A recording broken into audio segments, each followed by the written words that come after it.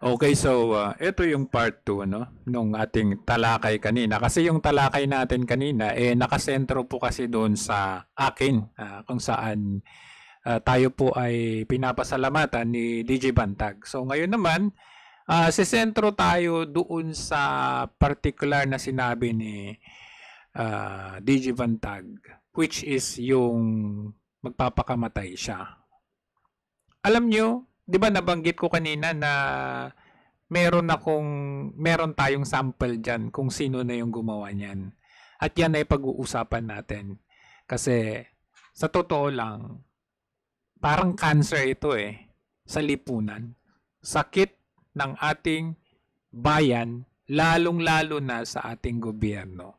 Na kapag ito ay patuloy na hindi binibigyan ng kalutasan at patuloy na mga sariling interes lang ang pinapahalagaan ng ating mga iniluluklok sa pwesto, hindi magtatapos or kailanman meron at meron pa ring susunod na mga kagaya ng mga kaso nitong si DJ Bantag at yung mga nabigyan natin din ng sample like sila Rolando Mendoza, itong si Doc Humol, and maalala ba ninyo yung natopic natin ay yung si Benny Antiporda ng secretary ng NIA kung saan basta na lang siyang sinuspende at tinanggal at pinalitan dahil din sa corruption allegation.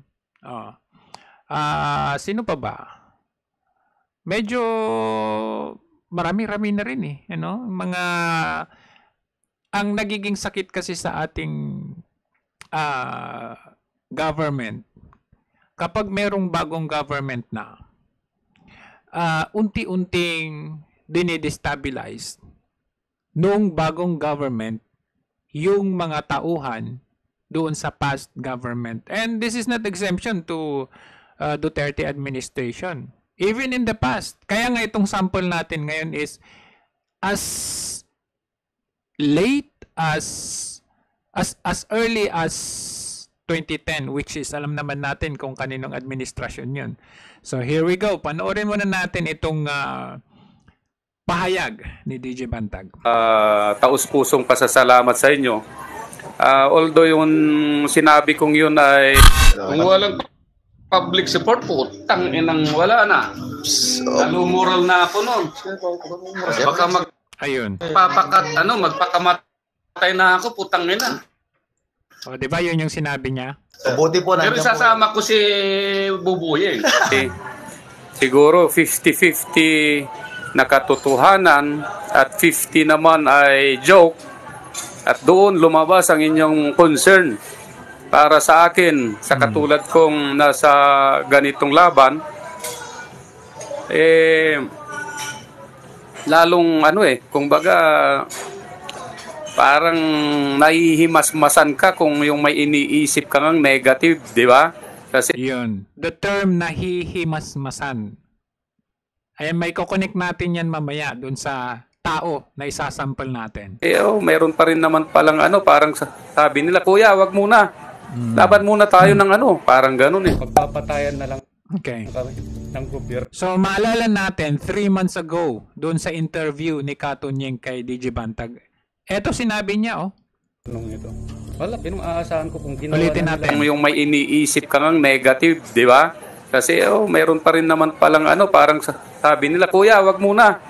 Laban muna tayo ng parang ganun Magpapatayan na lang kami ng gobyernong ito. Magpapatayan na lang kami ng gobyernong ito. Wala, pinong-aasahan ko kung ginawa na nila sa akin yun. Wala na Isipin ninyo yun? Coming from a general, masasabi niyo yun, kakalabanin ng gobyerno? Diba? Kung titignan mo yan, sa isang side lang, iisipin mo, grabe naman tong general na to. Challenging the government. And in fact, sinabi ito ni Senator Bato. Pero syempre, Senator Bato naman, wala ka sa kalagayan ni DJ Bantag para sabihin mo na lang na ganyan-ganyan. Tuloy natin. Nakikita niyo sa paghamon ng Estado. You don't have to challenge the state Sabi ni Senator Bato, huwag kang maghamon ng Estado. You don't have to challenge the government. Kahit nabaluktot, ganon. Wala tayong karapatan na supilin, pigilin, somehow ipagsigawan ang ating karapatan. Hindi naman siguro, I mean, they're taking it literally, yung sinabi ni DJ Bantag. Magpapatayan na lang kami ng government. Hindi nila nakukuha yung deeper context nung kanyang sinabi. Nakakonsentrate sila doon sa word na patay, magpatayan, magpapakamatay. But, hindi nila tinitignan yung deeper thoughts, yung context, yung gustong iparating ng isang representation ng isang taong pinagkakaitan ng tamang hustisya. Kaya nga ang dali-dali nilang sabihin, harapin mo na lang. Huwag mong i-challenge ang government. Pero, I bet, pag sila, itong mga nagsasabi ng mga ganito, I bet, pag sila ang nasa sitwasyon, doesn't matter kung anong posisyon meron ka, general ka man. In fact, sabi ko nga itong isasample natin, general mismo. Mahirap yun. Wala talaga. Kung gusto mong panindigan yung pananalita mong ganyan, then magpakalalaki ka. Diba, parang dali-dali na lang sabihin yan, Senator naman. Medyo ano ako dito sa'yo, Senator Bato, ano? Panindigan mo yung sinabi mo. You fight to the death kung ganun. Pero mahirap, as I've said, mahirap hamunin ang gobyerno. Oh, ito na. Ito na yung sample natin. Ladies and gentlemen, presenting to you, General, 4-star General Angelo Reyes. Panoorin muna natin to. Ladies and gentlemen, yes, all welcome. Secretary of National Defense, Honorable.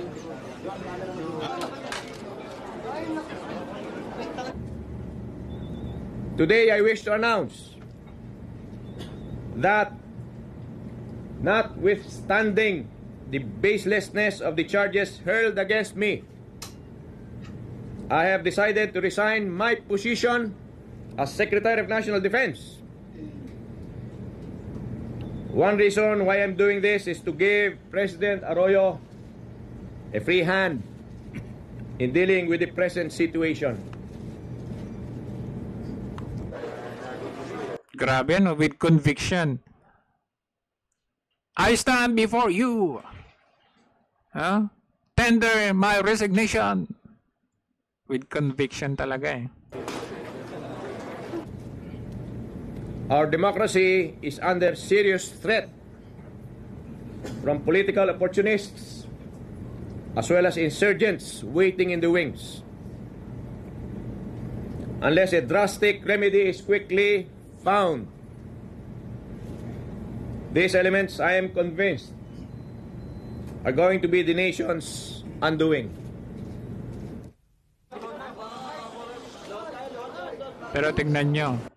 Pero tingnan nyo yung facial reactions ni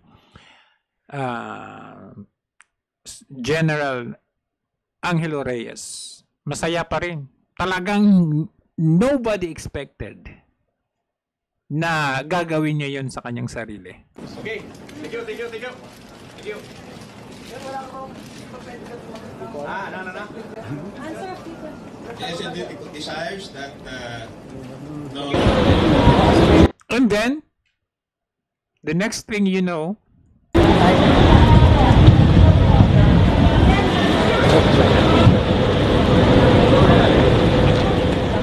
Tapos pag-upo nila doon, pinawa yung upuan doon sa may anong yon, ng dalawang bodyguard niya. Pag-upo dyan, nakaupo lang siyang ganon. Very quiet. Siya lang ang hindi na kinakausap yung mga anak. Wala siyang kasamang anak. Siya lang mag-isa at saka yung 3 bodyguards kagabi. Mga anong oras yun? Pasado 6:00 na yun. Nagtagal siya dyan. Tagal siya dyan. bumalik na yung umaga. Nakita ko na lang sa TV, pakamatay, doon ako na-shock. Nakita ko, teka muna, parang alam ko yung lugar na yun. Sabi ko gano'n, alam ko yung lugar na yun tapat ng tatay ko yun. Sabi ko gano'n, alam ko yung lugar na yun tapat ng tatay ko yun. Pagkaka-describe ko, depressed. Hindi ko na nakita, dumating ko, wala. Dahil sa expression, yung galaw ng body language niya, ano mo siya. Yan, ito, dyan ang nakahiga lang ako, dyan nagsasounds ako ng cellphone. Nagpakamatay si dating AFP Chief of Staff General Angelo Reyes. Kita naman yung libingan Buo yun Save bag yun.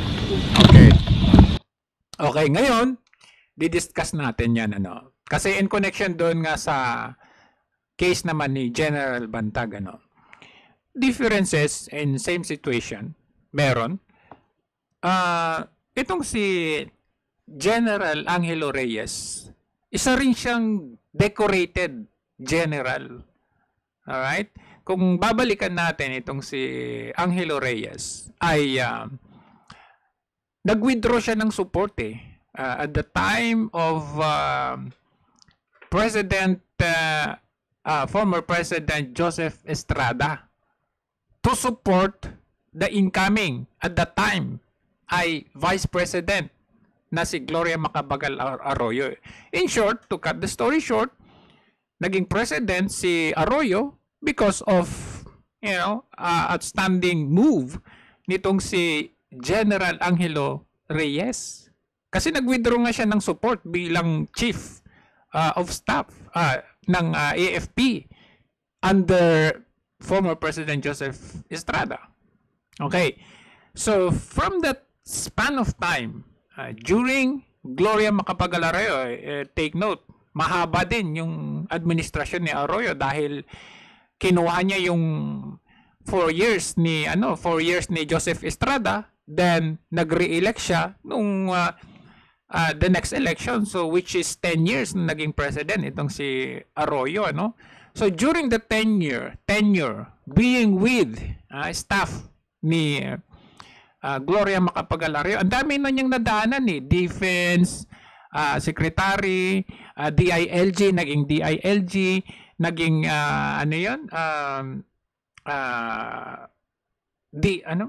anong tawag nun? Basta 4 yung nadaanan niyang department, no? Bukod pa dyan, meron siyang mga medals, I think 10 daliri na natanggap na medals, at plus 2. Yung isa doon ay international, which is meron siyang nakuhang highest award na ibinibigay ng King of Malaysia, at isa din doon highest award na binibigay ng King of Thailand. So nakatanggap siya ng 2. In short, decorated siya ng general, 4-star general Ang problema dito, bagong administrasyon na, bigla siyang inakusahan ng corruption. Nakalimutan ko na yung pangalan nung nag-akusa sa kanya nakalimutan ko yung pangalan. Pero sometime in January 27, 2011, biglang nag-surface itong nag-akusa sa kanya ng corruption. Okay?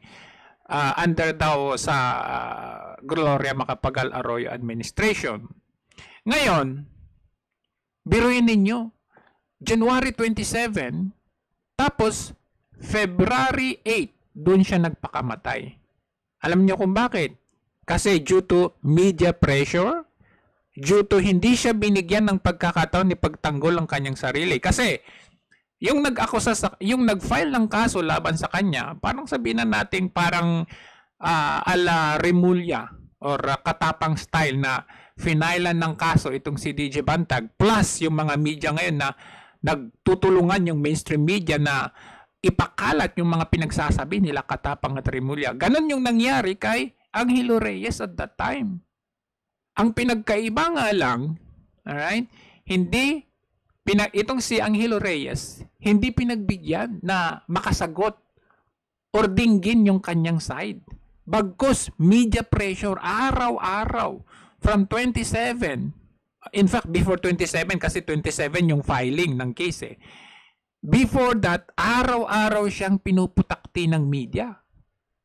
So, alam mo yun, nagkaroon na siya ng depression. Yun yung sinasabi natin na yung naramdaman ni DJ Katapang na very low moral na siya noon.